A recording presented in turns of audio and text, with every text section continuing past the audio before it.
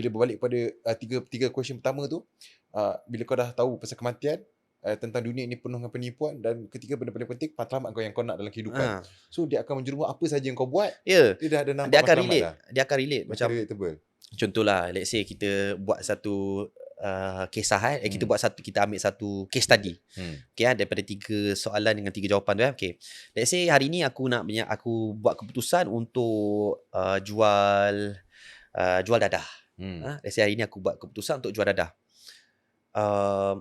Satu hari aku akan mati. So antara mati cara macam mana? Aku mungkin, kalau aku masih berniaga dadah sampai hari aku mati, aku mungkin mati ditembak polis ataupun mati dalam penjara.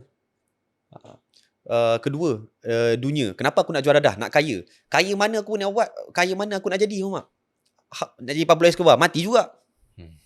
Kebenaran dia akan sampai. Matlamat apa? Matlamat nak jadi powerful. Powerful mana? Nak gaduh dengan DEA, nak gaduh dengan FBI, AADK.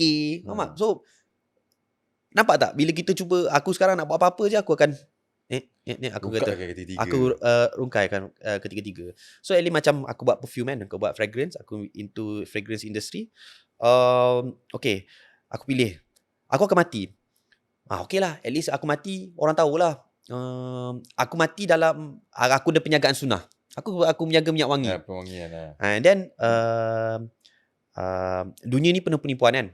So aku cuba relate dengan bisnes aku. Lepas tu matlamat aku apa? Matlamat aku sebenarnya, dulu asalnya matlamat aku nak make sure semua orang punya gaji dibayar je pun. Matlamat aku utama aku adalah aku nak masuk syurga. So aku keep it steady. Tuhan nak bagi aku blow up lah. Sebab Tuhan boleh bagi aku blow up anytime je. It's just a matter of when.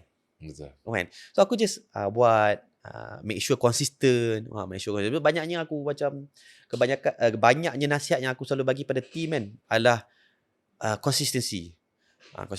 Macam mana kita nak berjaya kalau kita tak konsisten? Kita tak konsisten, kita ni banyak procrastinate, banyak bagi alasan kan. Ni, tapi tak konsisten.